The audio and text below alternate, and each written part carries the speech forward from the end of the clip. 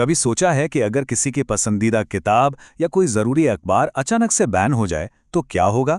क्या सरकार का फैसला ही आखिरी माना जाएगा? जी नहीं, बिल्कुल नहीं।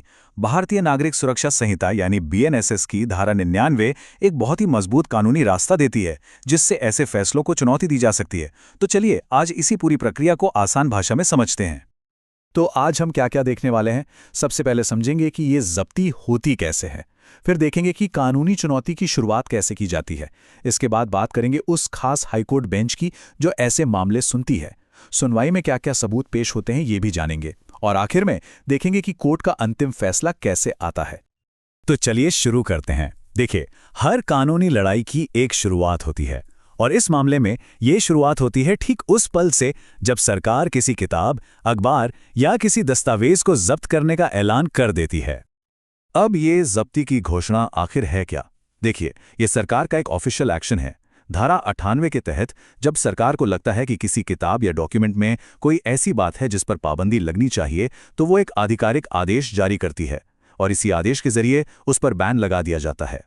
और यहीं पर हमारे कानून का संतुलन देखने को मिलता है। एक तरफ है धारा 98 जो सरकार को एक्शन लेने की ताकत देती है, तो दूसरी तरफ है धारा 99 जो किसी भी नागरिक को उस एक्शन को अदालत में चुनौती देने का अधिकार देती है। मतलब एक तरफ सरकार की शक्ति तो दूसरी तरफ उसे चेक करने के लिए न्यायपालिका का रास्ता। एकदम परफेक्ट बैलेंस है ना? तो ठीक है, सरकार ने तो ऐलान कर दिया, लेकिन अब आगे क्या? यहीं से असली कहानी शुरू होती है। जैसे ही जब्ती का ऐलान होता है ना, एक तरह से समझिए कि घड़ी की सुइयां टिक टिक करना शुरू कर देती हैं और ये समय बहुत कीमती है। कितना समय मिलता है चुनौती देने के लिए? सिर्फ 2 महीने। जी हां, जिस दिन सरकारी गजट में यह घोषणा छप जाती है उस दिन से ठीक 2 महीने के अंदर अंदर हाईकोर्ट में अर्जी देनी होती है। अगर यह समय निकल गया तो समझिए कि यह मौका हाथ से चला गया। इसलिए यह टाइमलाइन बहुत बहुत जरूरी है। तो फिर यह चुनौती दी कैसे जाती है? इसके 3 अहम स्टेप्स हैं। पहला, कौन अर्जी दे सकता है? तो कानून कहता है कोई भी व्यक्ति जिसका उस प्रकाशन में कोई हित हो, मतलब कोई भी इंटरेस्टेड पर्सन। दूसरा, कहां अर्जी देनी है? ये अर्जी उस हाईकोर्ट में दी जाएगी जिसके अधिकार क्षेत्र में वो मामला आता है। और तीसरा और सबसे जरूरी, अर्जी का आधार क्या होगा? दलील बस एक ही होती है कि इस प्रकाशन में ऐसा कुछ भी नहीं है जो धारा 98 के तहत प्रतिबंधित हो। अच्छा, अर्जी तो दे दी। अब सवाल यह है कि इस केस को सुनेगा कौन? क्या कोई भी जज इस पर सुनवाई कर सकता है? नहीं, बिल्कुल नहीं। इतने गंभीर मामले के लिए एक खास बेंच बनाई जाती है जिसे स्पेशल बेंच कहते हैं। अब यह स्पेशल बेंच बनती कैसे है? इसके भी 2 नियम हैं।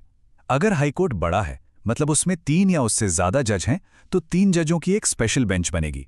लेकिन अगर हाईकोर्ट छोटा है और उसमें 3 से कम जज हैं, तो फिर उस हाईकोर्ट के सभी जज मिलकर इस बेंच का हिस्सा होंगे और केस की सुनवाई करेंगे। तो चलिए अब सीधा कोर्ट रूम में चलते हैं। सुनवाई शुरू हो चुकी है।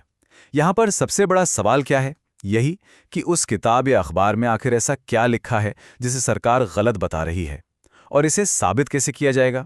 सबूत क्या होगा?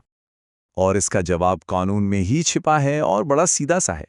सबसे बड़ा सबूत वो किताब या अखबार खुद है। जी हां, कानून कहता है कि उस प्रकाशन की कोई भी कॉपी सबूत के तौर पर पेश की जा सकती है। आखिर शब्दों की सच्चाई को साबित करने के लिए शब्दों से बेहतर सबूत और क्या हो सकता है? तो ठीक है, दोनों पक्षों की दलीलें हो गईं, सबूत भी देख लिए गए। अब आता है वो पल जिसका सबको इंतजार है, फैसले का पल। यह स्पेशल बेंच अब अपना निर्णय सुनाएगी। देखिए, पूरी सुनवाई के बाद जजों को बस एक ही सवाल का जवाब देना होता है। क्या वे इस बात से सहमत हैं कि उस प्रकाशन में वाकई वो प्रतिबंधित सामग्री थी जिसके आधार पर सरकार ने उसे जब्त किया था?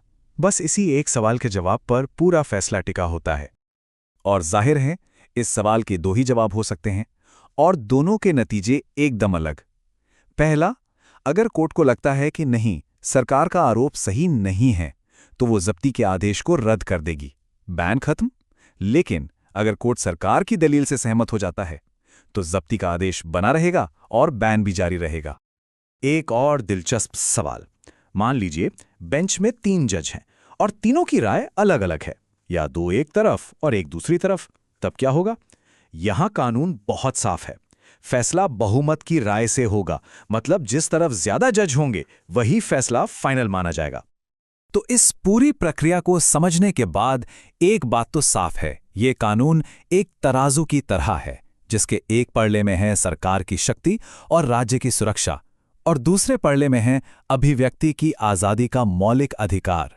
और ये हमें एक बहुत बड़े सवाल पर सोचने के लिए छोड़ देता है कि क्या ये कानूनी प्रक्रिया इन दोनों के बीच सही संतुलन बना पाती है। इस पर विचार करना बहुत जरूरी है।